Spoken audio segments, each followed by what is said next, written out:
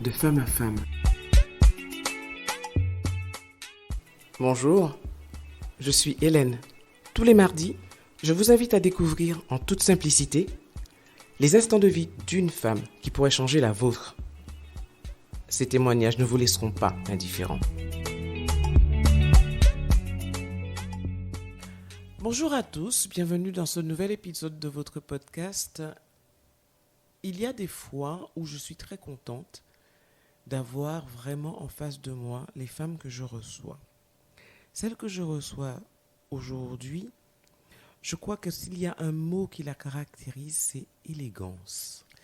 Mais vous saurez bientôt pourquoi. Bonjour Mylène. Bonjour Hélène. L'élégance te caractérise. Il paraît. Il paraît. J'essaie de faire de mon mieux. En tout cas, tu y réussis très très très bien. Merci d'être venu à moi. Merci à toi de m'avoir reçu. Et tu vas nous dire justement quelle est cette tranche de vie que tu souhaites partager. Alors, je vais partager avec vous mes 17 ans que j'ai travaillé dans la mode, dans le luxe. Mais vraiment, 17 ans, même si ça s'est terminé sur une note un petit peu originale, je vais dire. Je vais appeler ça comme ça, vous verrez tout à l'heure pourquoi. Mais j'ai passé 17 ans vraiment magnifiques. J'ai connu des gens que je n'aurais jamais connus dans ma vie. J'ai fait de très très belles rencontres qui m'ont permis d'être la femme élégante que je suis là. Voilà. D'accord, ok. Alors 17 ans, alors dans la mode c'est très large, mais plus particulièrement dans le luxe. Ouais, dans le luxe, vraiment. Alors j'ai commencé chez Cacharel, sur les Champs-Élysées, dans les années 90. Et c'était la période où les Saoudiennes venaient acheter. J'ai cette petite anecdote qui me vient à l'esprit où, en fait, elles ne payaient pas dans le magasin, on devait aller à l'hôtel. Et on allait dans le coffre-fort de l'hôtel, on sortait les valises de vêtements, d'argent, pardon, comme dans les films. Et on nous donnait, Vraiment ? Ouais, vraiment.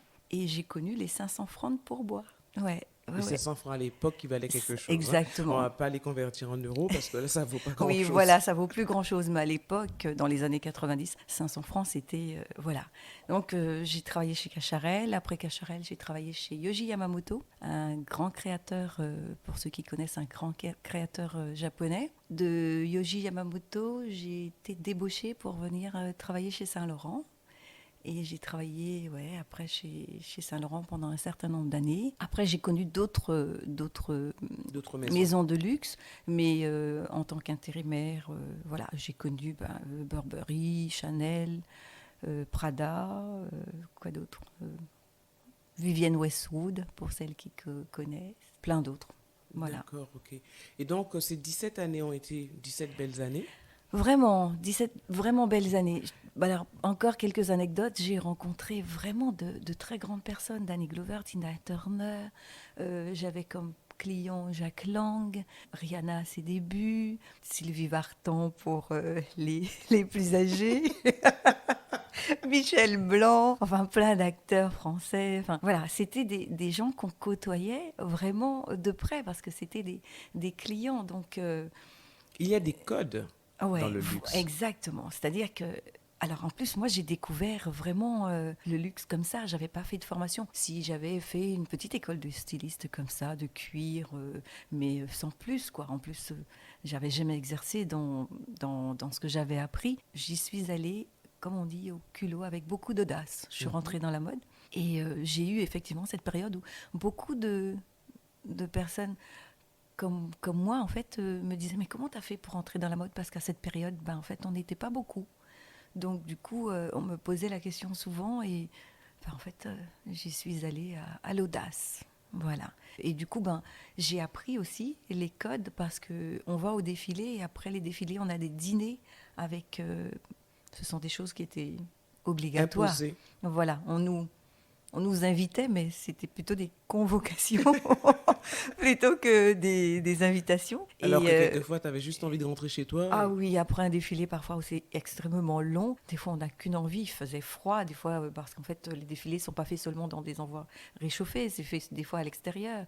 Donc, parfois, on a une journée de travail, on a envie de rentrer. Ben non, il fallait aller au dîner. Après le dîner, les soirées, les fameuses soirées mode, là, où il fallait y faire partie aussi parce que ça faisait partie ça faisait partie du monde. Voilà, on était de la mode. Et alors j'ai connu la période aussi où on s'habillait avec les vêtements des couturiers. Jusqu'à chez Saint-Laurent, en fait, on avait un montant et on choisissait nos vêtements, notre uniforme, mais dans la collection. Voilà. D'accord. Après, en 2001, je crois, quand M. Saint-Laurent a vendu sa société, du coup, ils ont installé les uniformes. Et là, ça a été un peu différent. Voilà, on avait, comme maintenant, hein, le tailleur noir ou gris, et la chemise grise, et puis Tu les regrettes 10 l'époque où cm. les gens, justement, Oh oui. servaient de mannequin quelque part. Ouais, hein, c'est ça, c'est qu'en fait, Parce oui. que tu étais au niveau de la boutique, tu étais vendeuse au niveau des Voilà, boutiques. j'étais vendeuse au niveau des boutiques. Et en fait, on représentait. Alors, ce qu'ils voulaient au début, effectivement, on représentait la mode, en fait, le La couturier, marque. ouais, la marque. Et ben, à la fin, ils voulaient plus justement, ils voulaient justement. On était devenus des simples vendeuses et il fallait qu'on Reste à voilà, votre poste de vendeuse. de vendeuse. Donc, du coup, ils ont installé des uniformes.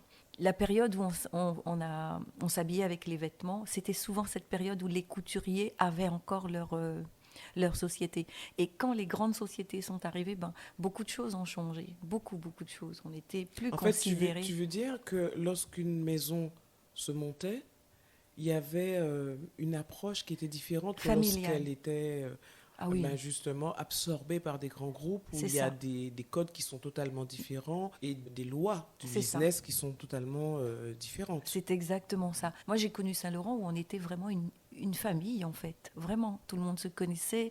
C'était vraiment l'esprit famille. Et puis après, ça a été racheté. Et là, on sentait qu'il y avait le poids, effectivement, comme tu dis, de l'argent, enfin, de la société, Du business. du business, exactement. Donc, bon, après, c'était différent. Et ouais, je pense que c'est ce qui m'a un peu amené vers la sortie aussi, hein, au fur et à mesure. Bon, pas tout de suite, Cet esprit que tu ne retrouvais plus dans la Ouais, mode, en fait. complètement. Ouais, ouais. Où, on était vraiment devenus des simples vendeuses. On était plus des exécutantes parce qu'aussi, on participait beaucoup, au fait, un peu plus, j'avais l'impression, au défilé que... Enfin, ouais, au défilé, on était peut-être plus présentes et tout. Je crois que même, on nous invitait même plus, je crois, au défilé ou des choses comme ça, si je me rappelle bien. Ouais, ouais. En tant que simple vendeuse, Ouais. vous n'aviez plus le même Statut. statut, en fait. C'est ça. Ouais, non, on était devenus vraiment des simples vendeuses. C'était plus du tout le côté glamour qu'on avait, enfin tout ça. Non, c'était plus ça. Et on sent là maintenant. Hein, maintenant, bon, ça fait un petit moment que j'ai quitté, mais quand je repasse et que je regarde encore dans les grands magasins, on sent que il n'y a plus la même âme. On sent que c'est complètement business. Autre chose, avant, on n'avait pas spécialement besoin d'être dans de grandes écoles. Maintenant, la mode, ils demandent à ce que les vendeuses aient fait une école de commerce ou des choses comme ça. Ah oui, d'accord. Ouais, ok. voilà, ça a vraiment changé. Il ne Alors faut qu'avant, pas être juste une fan de mode ouais. avec un sens du contact Non, très ils demandent quand développé. même que maintenant, on ait des bases. Qu'est-ce qui t'a poussé à quitter la mode? Alors, c'est venu petit à petit. Ce qui m'a poussée, ça a commencé par ma grossesse.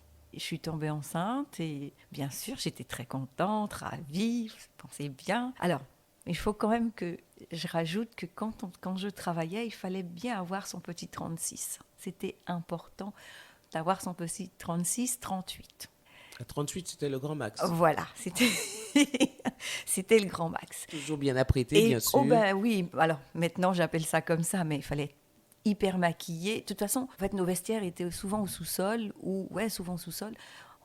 Quand on remontait en boutique, il fallait qu'on soit impeccable. Sur les 10 cm de talons, maquillés. Chez Saint-Laurent, on nous vendait quand même le maquillage à moins 90%. Donc du coup, on avait de quoi se maquiller. Et puis, c'était même pas envisageable de monter sans avoir de rouge à lèvres, voilà quoi. Être impeccablement coiffé. Chez Chanel... Manucuré. Ah oui, impeccable. D'ailleurs, moi j'avais les cheveux rasés à cette époque, et quand par exemple ça me prenait de laisser pousser un peu mes cheveux, je me souviens, j'avais une responsable d'une autre boutique qui me disait « Oh, je te préfère, Mylène, les cheveux rasés quand même ». Et donc, en fait, on était toujours... Moi, je me souviens aussi chez Chanel, par exemple, les filles, on avait le coiffeur pour avoir le carré lisse, tout. Le maquillage Chanel, tout était... Enfin, il fallait être bien, quoi. impeccable. Et donc, pour revenir à ta question, ce qui m'a poussée, c'est venu petit à petit. Je suis tombée enceinte et bien sûr, là, j'étais contente parce que je pouvais manger. Je me suis lâchée, j'ai pris 20 kilos. Et j'étais fière, moi, voilà. Mais il a fallu que je reprenne le travail. Donc, ma fille est née le 12 avril et je reprenais l'école. Je reprenais le travail le 1er août. Et donc, il faut une période pour commander la tenue. Et j'appelle mon responsable et je lui dis, bon, il faut que tu commandes ma tenue. Ou c'est lui qui m'a appelé, je ne sais plus. Il me demande ma taille. Et là, je lui dis, bah, tu sais, je viens d'accoucher, je fais un 40. Il m'a dit, ça ne va pas être possible, hein, ton 40 là. Alors au début, Wow. je l'ai pris. Ouais, Direct. oui. Au début, tu l'as pris pour une plaisanterie, Oui. peut-être? Ouais. Au début, je l'ai pris pour une plaisanterie. Je dis, oh, voilà, je viens d'accoucher. Il a dit, non, mais ça va pas être possible, hein, ton 40 ans. Non. Donc j'ai compris qu'entre le 12 avril et le 1er août, il fallait que je rentre dans mon petit 36, voire mon 38. Ouais. Donc ça, déjà, ça m'avait un peu froissé. C'est terrible, ça. Ouais, c'était difficile. Hein. Alors, je l'ai vécu difficilement parce que, sincèrement, je l'ai mal pris pour le coup parce que je me suis dit, en fait, on est vraiment des porte-manteaux. Et puis aussi, je me suis sentie pas respectée. Je venais d'accoucher, j'avais un peu d'embonpoint, mais c'est normal, quoi. On vient d'accoucher, donc on peut au moins accepter ça. Et ça a été le premier déclic. Claque. Voilà, vraiment. Et puis alors, perdre, bon, j'avais pas 20 kilos à perdre après ma grossesse, mais parce qu'il y avait le poids de l'enfant, l'eau et tout ça, mais j'avais quand même quelques kilos. Et il faut les perdre en très peu de temps.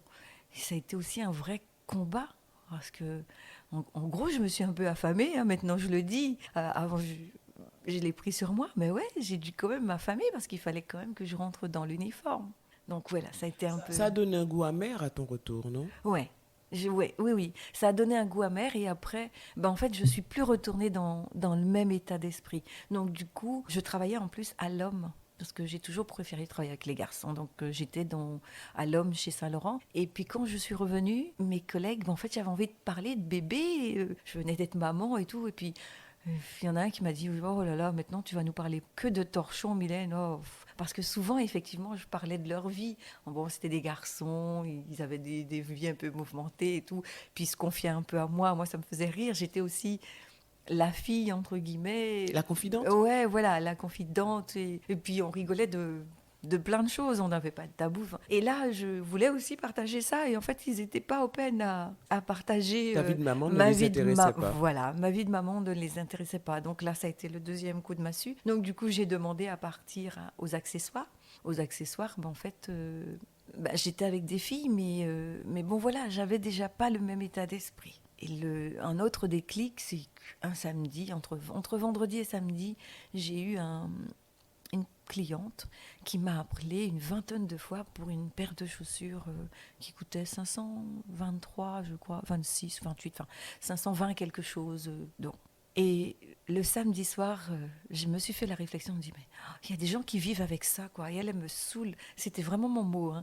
Elle me saoule pour une paire de chaussures à 500 euros, quoi. Vraiment, là, il faut que je fasse autre chose. Et du coup, après, j'étais plus j'étais plus dans le... Ce jour-là, tu étais partie ça y est. de la haute couture. C'est-à-dire que, j'étais partie. J'étais là et je suis restée longtemps parce qu'en fait, j'ai fait une formation après. J'ai passé un BTS de gestion PME-PMI en me disant, voilà, je veux passer dans les bureaux de la mode. Mais les bureaux, moi, c'est pas du tout mon truc. Je me suis aperçue que c'était pas ça.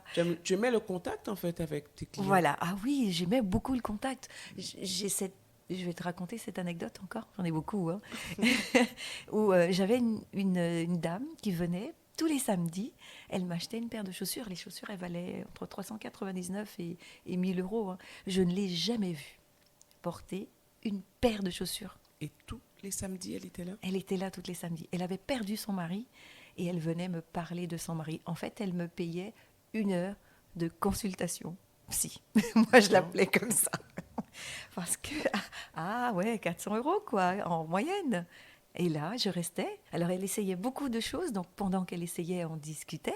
Après, on prenait un petit moment. On offrait beaucoup de café. Hein. On offre le café et le thé dans les magasins de luxe. Donc, on prenait un café, un thé, et on discutait encore de son mari. Et puis après, elle partait avec sa paire de chaussures. Elle avait payé sa consultation. Voilà. Wow. C'est triste quand même. Ouais. Mais en fait, dans ce milieu-là... il y a beaucoup de tristesse aussi. Enfin, je trouvais. Tout ce qui brille n'est pas or. Ouais, exactement. Ouais, ouais. Il y a beaucoup, beaucoup de tristesse. Il y a beaucoup de.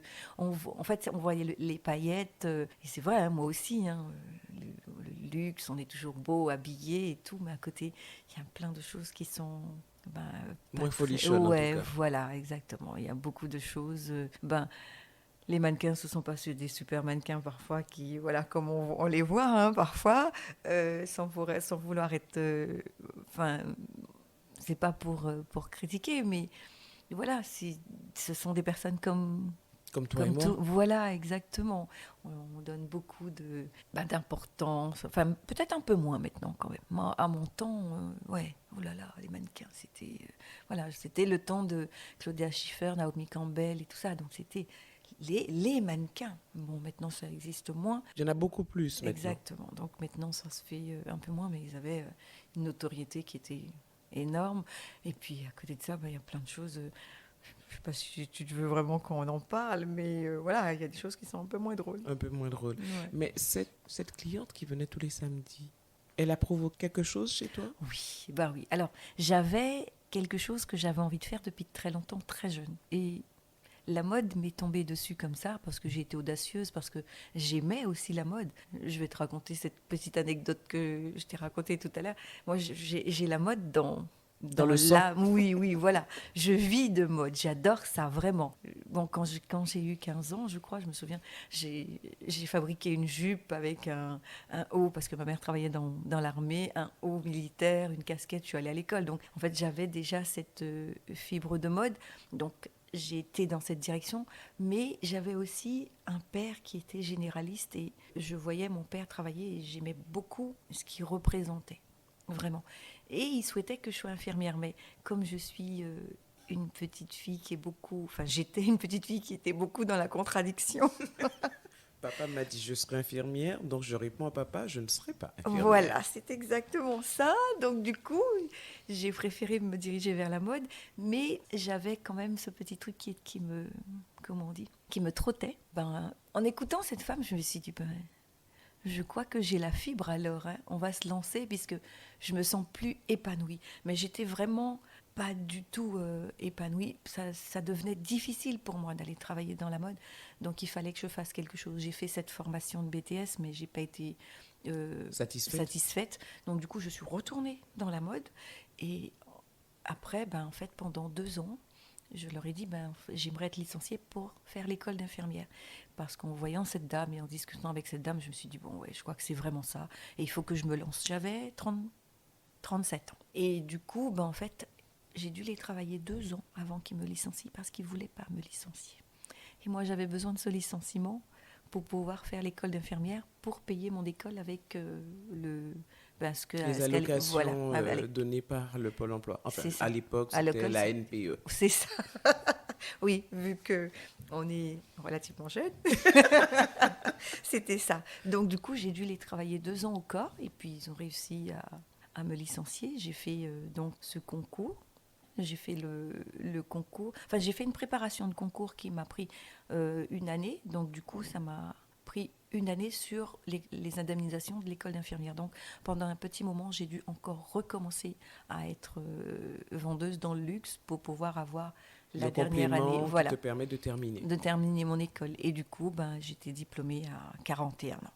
Waouh. À l'école d'infirmière. Ouais. Là-dessus, je suis fière parce que avoir quitté l'école depuis... Longtemps, on va dire longtemps. Longtemps, ouais. Et puis, c'était un vrai challenge, vraiment. Ça a été très dur. Hein. J'ai des souvenirs où je sortais de formation, où je sortais de stage, où je m'asseyais dans ma voiture. En plus, j'avais 2 enfants en bas âge. Ma fille avait 6 ans et mon fils avait 1 an. Donc, du coup... c'était extrêmement dur et je me souviens des jours où je suis sortie de stage, où je m'assois dans ma voiture, je pleure les larmes de mon corps parce que c'est extrêmement difficile et que j'arrive à la maison avec le sourire parce que je n'avais pas le droit de... Tu laissais les larmes dans la voiture. C'est ça. Jusqu'à maintenant. C'est devenu mon sas. Ouais. Même dans mon travail, par exemple, quand c'est difficile, parce que maintenant que je suis infirmière, mais je perds aussi des patients, et je suis quelqu'un qui s'attache énormément. Tu es sensible? Ah ouais, vraiment. Je suis hypersensible. Bah, tu es humaine. Voilà, je fais partie des gens qui sont hypersensibles. J'ai eu beaucoup, beaucoup de mal à... L'hypersensibilité est Oui. la traduction de notre humanité. Voilà, c'est exactement ça. Très joliment dit. Mais en fait, c'est un grand écart que tu as fait. Ouais, à 180. Mais alors, ouais, mais je suis fière. Vraiment. Et Mais il y a de quoi? vraiment, hein, maintenant je le dis parce que ça a été difficile ces 3 ans. Qu'a dit ton papa? Ah, malheureusement, il n'a pas été là pour le voir. Paix à son âme, mais je suis allée lui dire. Parce qu'on discute beaucoup, lui et moi. On a des échanges, de vrais échanges. Même quand je suis en difficulté professionnelle, par exemple, je l'appelle et je lui dis « Hé, j'arrive pas à faire ça, donne-moi une idée !» Bon, après, ça c'est moi, j'ai l'impression qu'il me donne l'idée, donc ouais. Mais je pense Et qu'il a as-tu été fier. aujourd'hui l'impression d'avoir fait le bon choix? Oui, ah ouais. Je suis extrêmement épanouie dans ce que je fais parce que je ne pense pas que j'aurais pu aller jusqu'à l'âge de la retraite dans la mode. D'abord parce que il existait aussi une chose, en mon temps, je ne sais pas si ça se fait encore, mais les 3 responsables de boutique que j'ai connus, en fait, elles se sont fait, elle et il, le fameux qui m'avait parlé de mon 36 là, il a eu ce régime. En fait, à un certain âge, quand on est un peu froissé, on peut dire ça comme ça. On se fait remercier? Voilà, Vraiment? vraiment. Moi, la dernière que j'ai connue, c'était chez Saint-Laurent. D'ailleurs, ils ont fait ça 2 fois de suite avec le fameux et avec celle qui l'a remplacée. Elle est allée déjeuner au bureau et quand elle est revenue à 15h, elle ne faisait plus partie de notre effectif. Wow. Elle avait 52 ans. C'est ce qui m'a motivée aussi. Hein. Ça a été aussi j'ai eu peur de ça.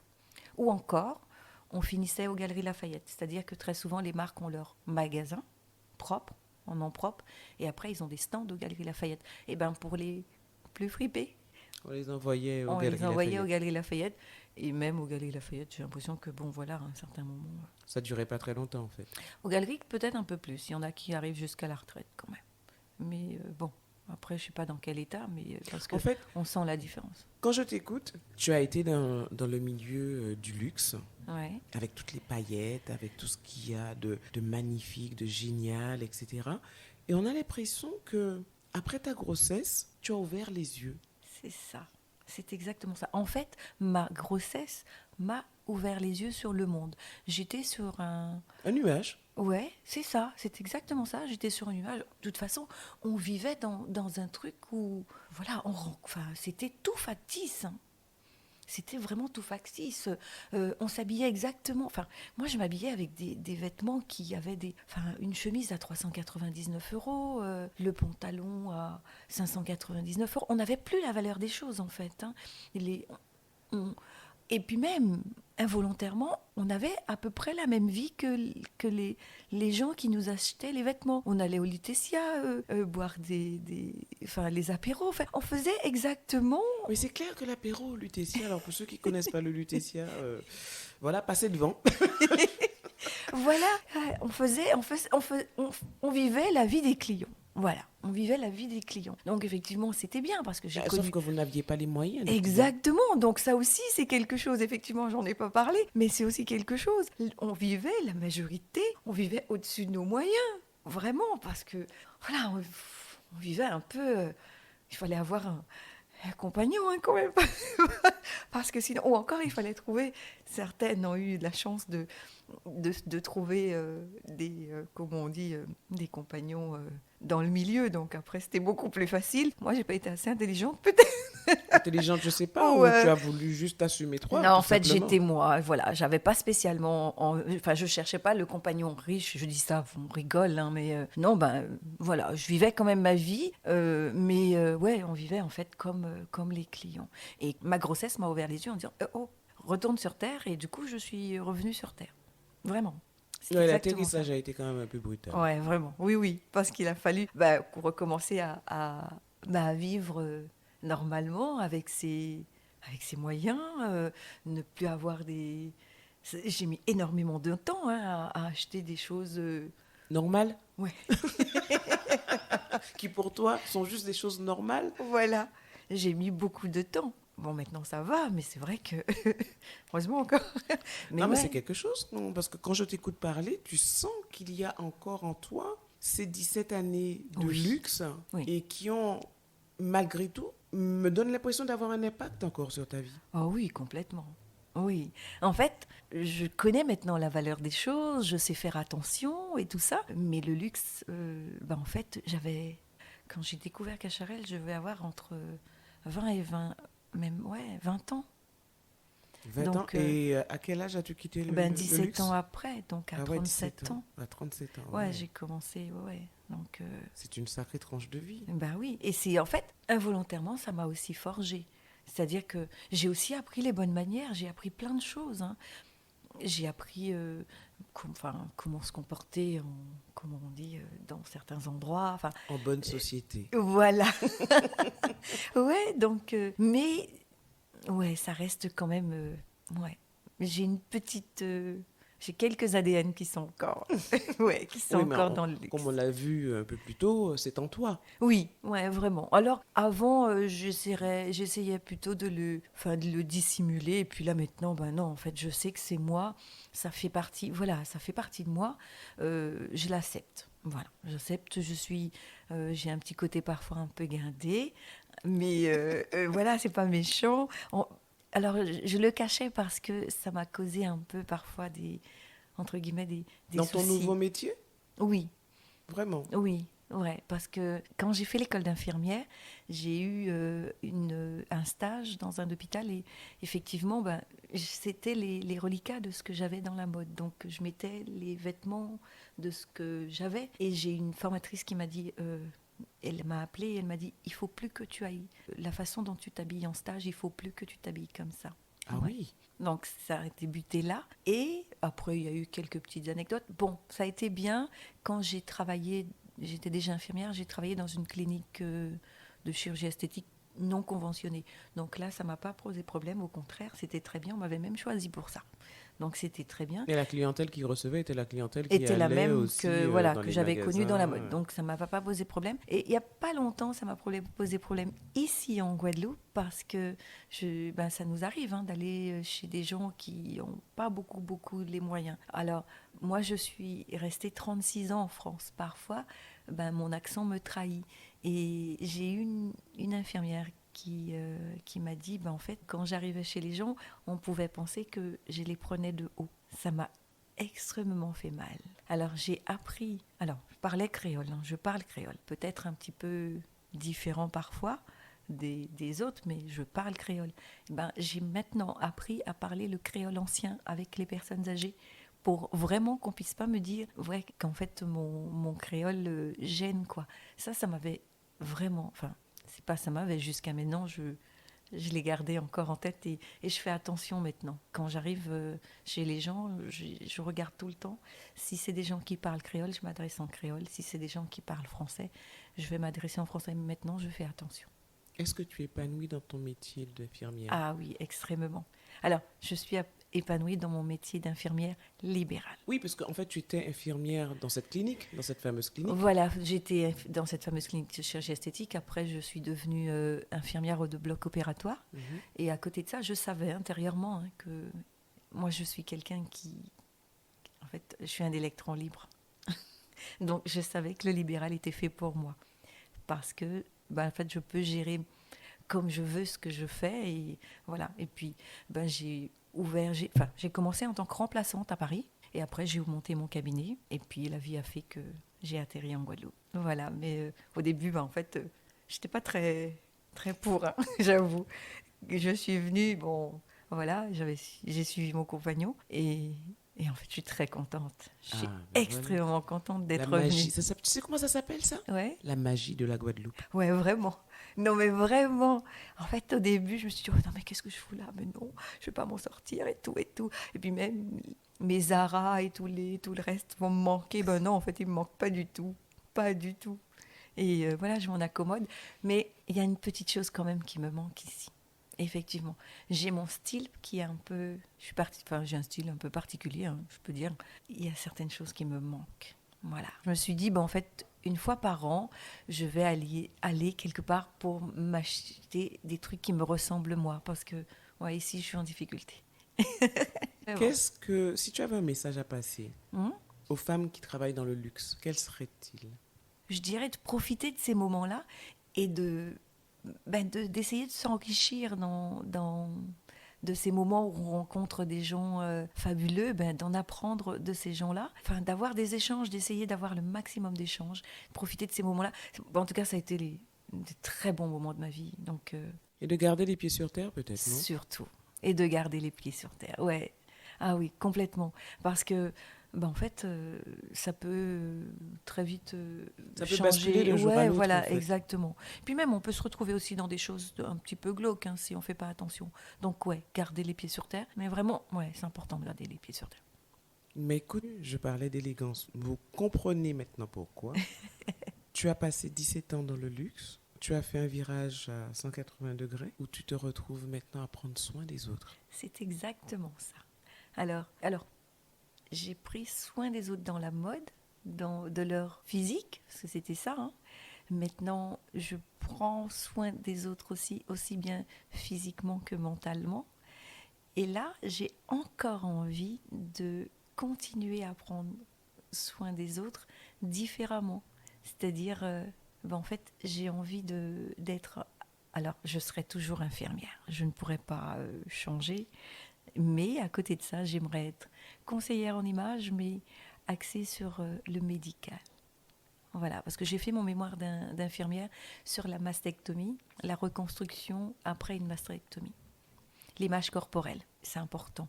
Et là, je ne veux pas seulement m'atteler sur l'image corporelle du cancer du sein, mais en général, de la personne malade. C'est extrêmement important de retrouver son image, de se sentir belle quand on est malade. Mes petites mamies, certaines, je les coiffe. Le samedi et le dimanche, on sort les plus jolies robes. Et pour certaines qui sont les plus coquettes, on se met une petite touche de rouge à lèvres. Voilà. C'est mignon. Ouais, parce que c'est important. Et tu peux pas savoir ce que ça peut faire à quelqu'un qui est là, comme ça, dont on s'occupe parfois plus du tout, de se retrouver un peu jolie. Et c'est pareil, quand on est malade, plein de maladies, pas seulement le cancer, parfois on oublie ou on n'a pas envie.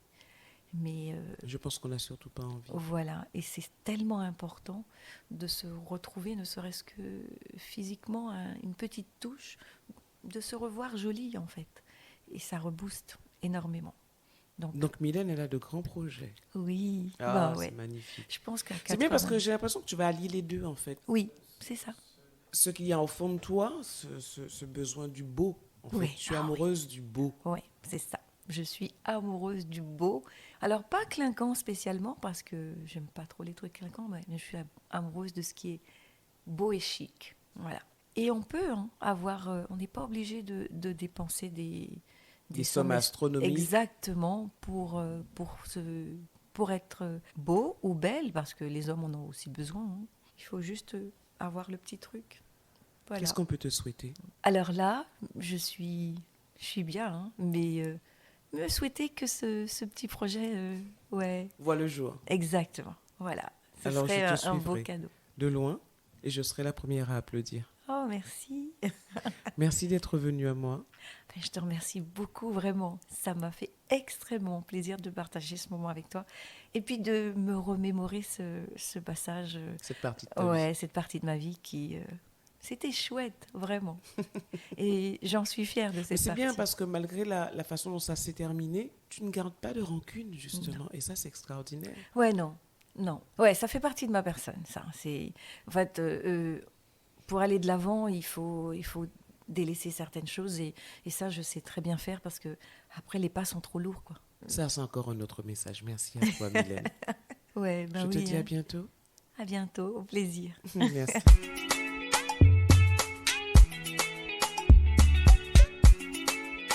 Merci d'avoir été avec nous pour cette tranche de vie.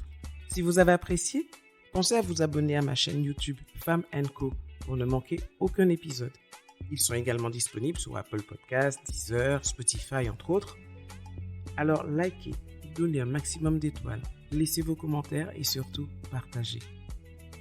À la semaine prochaine! En attendant, prenez soin de vous.